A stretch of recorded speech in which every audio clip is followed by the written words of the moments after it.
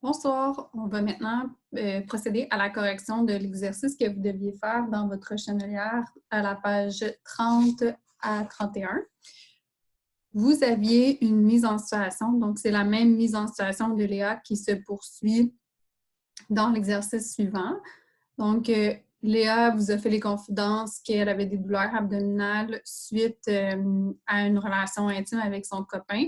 Puis, elle vous avait demandé de ne pas parler de ses douleurs à sa mère parce qu'elle ne voulait pas se faire chicaner. Donc, l'infirmière a avisé le médecin, puis celui-ci a décidé de prescrire les investigations nécessaires. Donc, il a demandé de faire les tests nécessaires pour pouvoir savoir qu'est-ce qui se passe avec Léa. Selon vous, légalement, qu'est-ce que vous devez faire avant de procéder aux investigations? C'était la question qu'on vous posait. Donc, la bonne réponse, c'est comme Léa a 15 ans, mais qu'elle a une déficience intellectuelle, elle n'est pas en mesure de consentir aux soins. À ce moment-là, comme elle ne peut pas nécessairement comprendre, utiliser son jugement, etc., on doit d'abord obtenir le consentement de sa mère.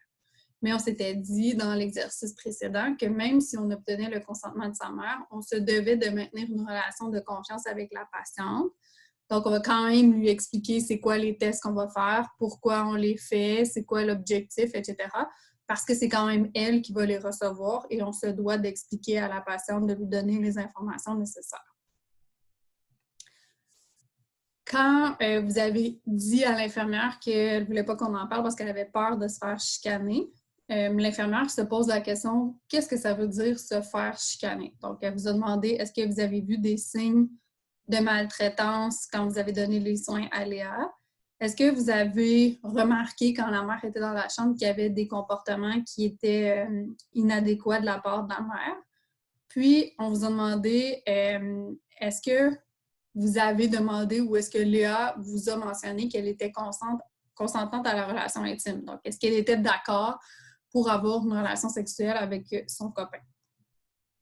D'après vous, pourquoi l'infirmière vous pose ces questions-là? C'est quoi l'objectif de poser ces questions-là? Bien, c'est sûr que comme professionnel, Léa, l'infirmière et vous savez que Léa a droit à la sécurité. Donc, non seulement elle a droit à la sécurité, elle est mineure. Donc, la loi sur la protection de la jeunesse oblige les professionnels de la santé à rapporter des cas de violence. Donc, comme elle a moins de 18 ans ou d'abus sexuels et qu'elle a eu une relation intime avec son conjoint, l'infirmière veut être certaine qu'il n'y a pas de problématique à ce niveau-là et qu'il n'y aurait pas quelque chose qui devrait être divulgué dans la situation. On fait des tests à Léa, on lui diagnostique la syphilis. La syphilis, c'est une ITSS, donc une maladie qui est transmissible sexuellement et par le sang. C'est une maladie qui est à déclaration obligatoire. Donc, qu'est-ce que ça veut dire déclaration obligatoire? C'est qu'on est obligé d'aviser la santé publique que la patiente a eu un diagnostic de syphilis. Donc, quelle loi demande cette divulgation-là? C'est la loi sur la santé publique. Et à ce moment-là, le médecin doit informer. Le but, c'est de faire un suivi, mettre en place des mesures pour prévenir les infections, pour faire de l'enseignement, etc., dans le but de protéger la population. Donc, les maladies à déclaration obligatoire, on veut pouvoir être capable de savoir, de faire un suivi du nombre de cas, c'est quoi les groupes d'âge, c'est quoi les comportements à risque, puis comment on pourrait faire pour les prévenir, ces maladies-là. Donc, c'est la loi sur la santé publique. Et pour mettre en place les mesures là, pour maintenir et protéger la santé de la population.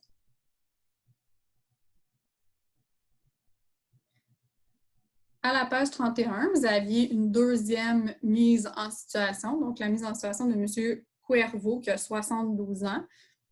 Il est atteint de la maladie d'Alzheimer. C'est un des clients du centre d'hébergement où vous travaillez. Il a deux fils, un qui revient de voyage humanitaire en République démocratique du Congo. Quand il arrive dans la chambre de son père, vous remarquez qu'il a l'air très mal en point, il est fiévreux, il saigne du nez, et vous doutez ou vous avez peur qu'il ait contracté une maladie contagieuse en son voyage. Donc, il était parti au Congo. Vous hésitez à le laisser voir son père. Est-ce qu'on laisse voir son père quand même ou pas? Et si vous choisissez un ou l'autre, pourquoi? C'était la question que vous étiez demandée. Donc, bien entendu qu'on va aviser l'infirmière et le médecin de la situation. Le but, c'est jamais d'empêcher le fils de voir son père juste parce qu'on ne veut pas qu'il le voie. C'est qu'il y a vraiment des signes qui nous permettent de suspecter que le fils est atteint d'une maladie qui pourrait être potentiellement contagieuse. Donc, on ne voudrait pas que son père contracte la maladie. Donc, la loi sur la santé publique permet de mettre en place des mesures pour protéger le public. Donc, on veut protéger le patient et les autres résidents de l'établissement d'une infection potentielle. Donc, on va quand même aller aviser l'infirmière et le médecin. Dans la situation, on vous demande le centre d'hébergement, c'est quoi ses responsabilités par rapport à vous. Donc, le centre doit s'assurer que le milieu est sécuritaire, donc où vous travaillez, que ça ne représente pas un danger pour votre santé ou votre sécurité, en vertu de la loi sur la santé et sécurité du travail, mais aussi sur la santé publique. Donc, le centre d'hébergement, les responsables doivent s'assurer de mettre tout en place pour vous protéger et protéger les résidents contre une maladie infectieuse.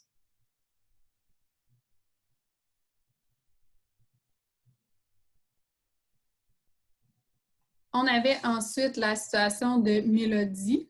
Donc, elle fait partie du conseil des infirmiers et infirmières auxiliaires de l'établissement où elle travaille.